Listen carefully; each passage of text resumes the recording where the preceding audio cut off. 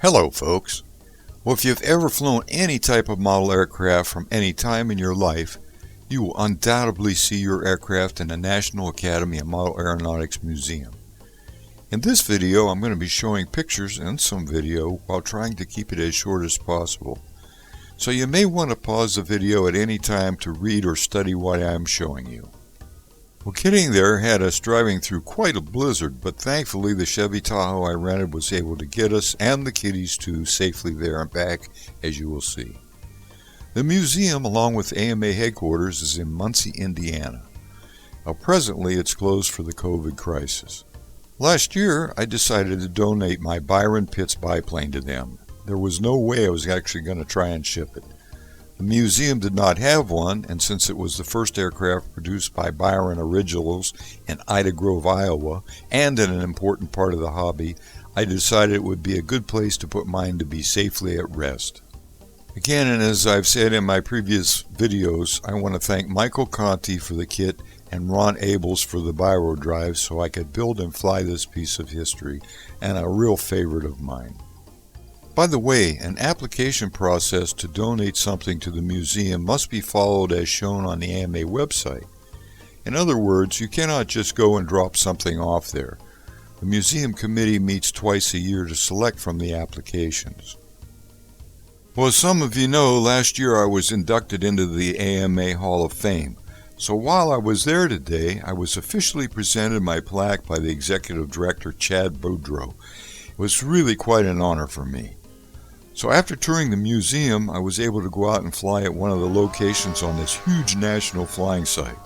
This is where I fly a lot on the Aerofly RC-8 simulator with pilots around the globe. So we're going to show you some of that too. So sit back and enjoy this trip through time.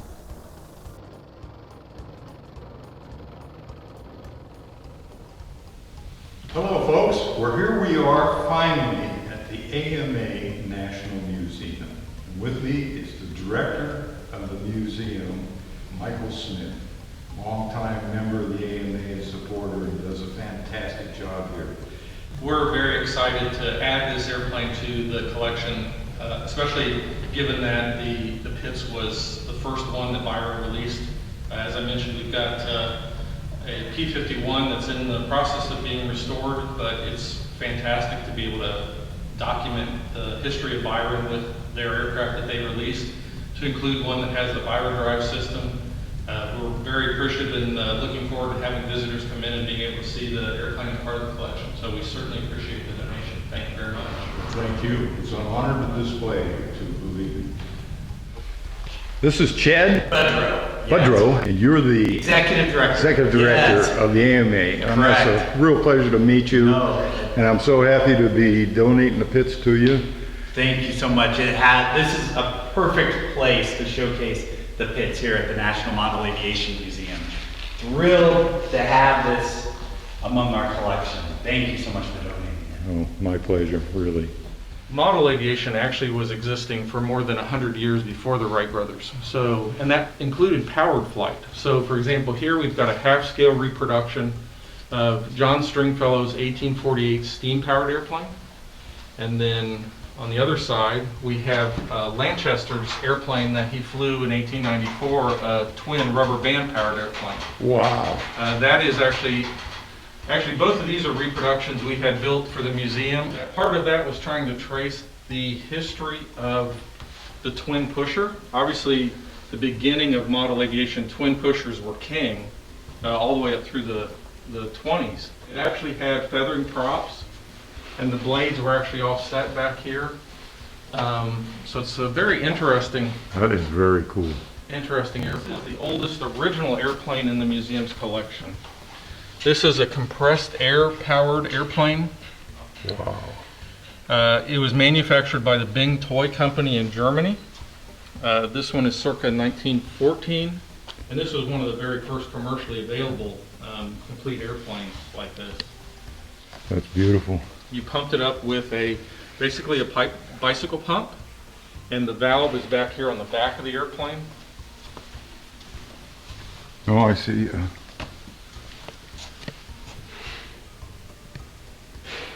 We have two very early pushers. This is a Fleming Williams, what was called a T-frame. You can see it has a center body with a bar and back for the props as opposed to a traditional A-frame. And that is Cecil Pioli's racer, also very, very famous. If you've been a modeler in the 19-teens, 1920s, you would have known of both of those airplanes, definitely. In fact, Ideal kitted the Cecil's airplane. Fantastic.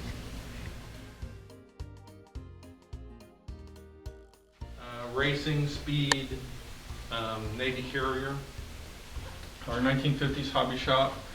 The windows along are the different manufacturers. This exhibit is on the very early clubs. This is on modeling during World War II. Then we've got free flight all the way down the middle, and it's kind of chronological from the entry back towards roughly in here. We've got Wakefield models on the end, and then this is all radio control. So we've got the very early examples, the White Mystery, the Good Brothers reproduction, they're bigged up, and their radio. Scale is all three disciplines are on this table here. So we've got some free flight, like that one there, and then we've got control line on the other side, and RC. Ingenuity corner, so kind of a variety of different things we've got here. And we've got pylon racing. We've got helicopter. Hey, there's my Hyperfly. So I'm gonna say you might recognize that. Hey, where's the kit? I sent you a kit too. It's back and back. Oh, okay. I want it back. So we've got radio equipment here. Jet, some of the early examples there.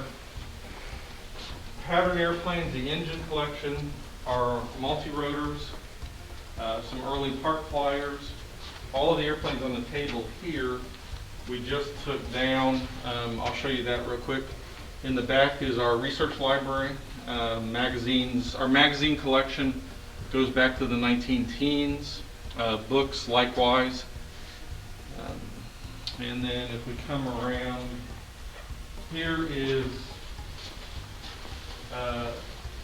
IMAC, scale aerobatics. So you were talking about someone's airplane. Oh, yeah, there it is. And then we have original Pulsar. I had a Pulsar. And then this is the Night Twister. Bill Hager won the very first multi-wing national championships with. I'll be doing it. Yeah. And some Peanut models, some other free flight ones. Like I said, the window cases are some of the different manufacturers. Then back here, this is our miniature aircraft at work gallery. So we've got Maynard Hill's airplane all across the Atlantic. Ooh. We've got World War II target drone, some more modern target drones. This is the gallery that we literally are opening up. This used to be a theater, so we are now expanding that tremendously. And we've got models from NASA Dryden, some of their research R&D models that are here.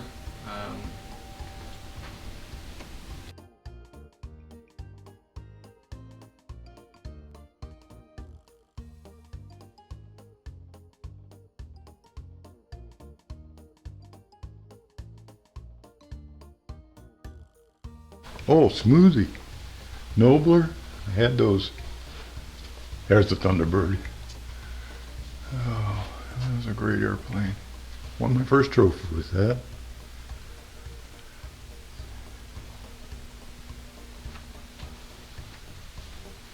Wow.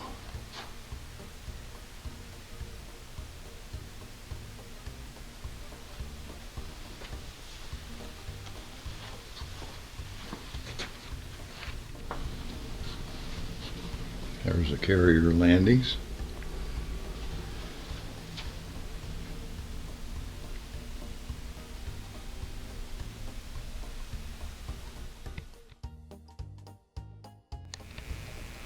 All right, let's go inside and see what it looks like inside hobby shops that I was used to going into.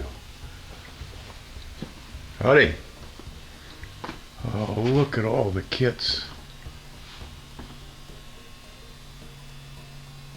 Oh boy.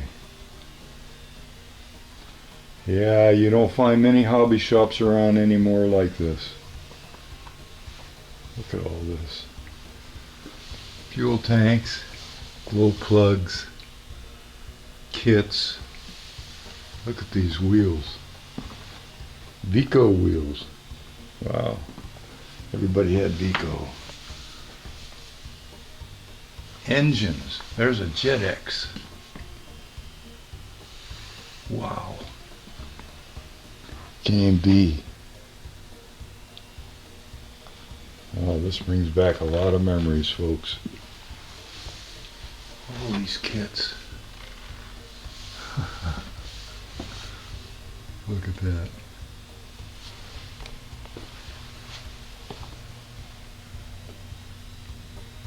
Look at all the kits that they used to make.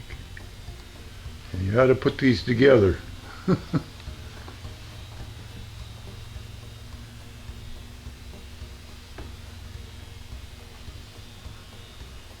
Oh, I love it.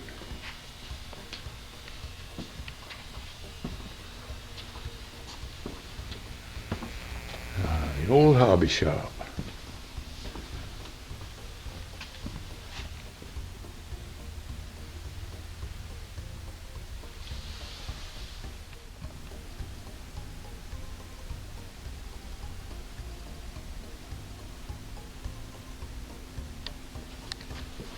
That was the transatlantic model that Maynard Hill flew across the Atlantic. So they rotate the models. So there's a lot of models here that have to be rotated out. And this is just amazing. Look at all this. And this is where they store them all. Well, there is my Hyperfly on display, right there. What an honor to be in the museum. This was the first 2-channel helicopter that you could just fly in forward flight.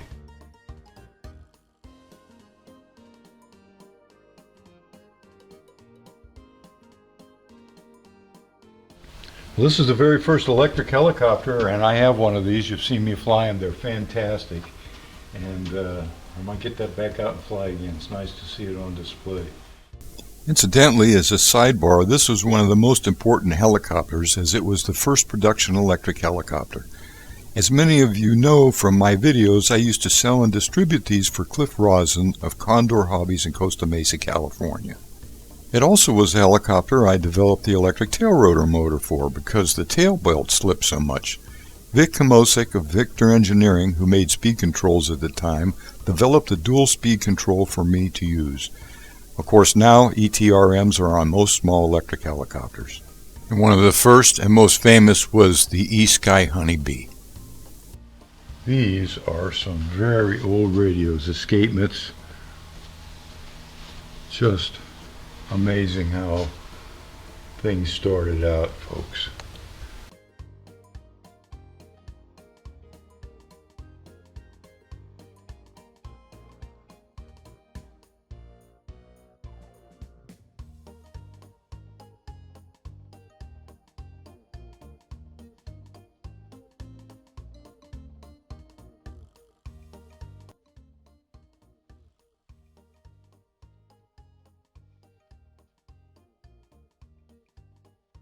There's the craft stuff.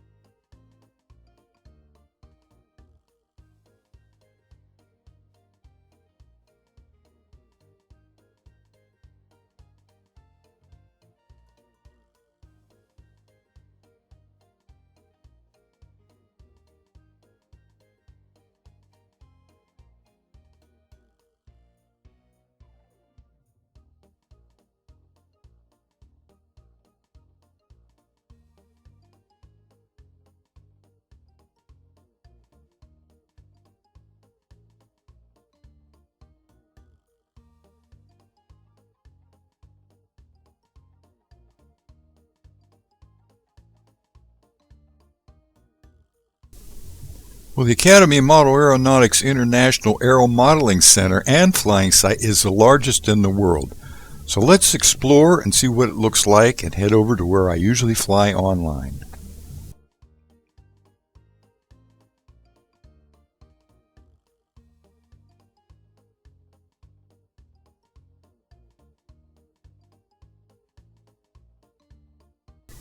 Well, this is how the site looks on the Aerofly RC8 simulator I usually fly.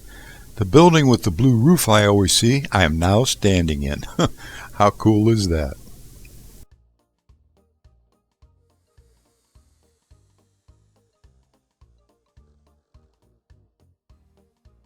Okay folks, you've seen me fly online at Aerofly at this great flying site. We're at the AMA National Flying site here in Muncie, Indiana. It's fantastic. I'm going to take it up for a little aerial view. We just did a tour of the museum, and so let's see how this goes.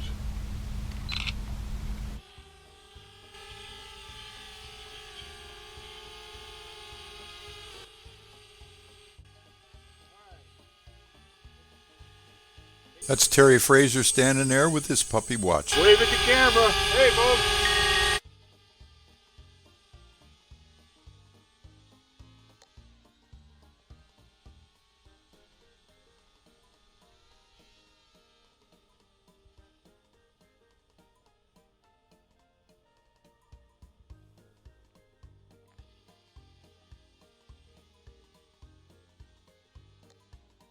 Well, my DJI Spark stopped climbing automatically at 400-foot altitude. So here's a satellite view from Google Earth.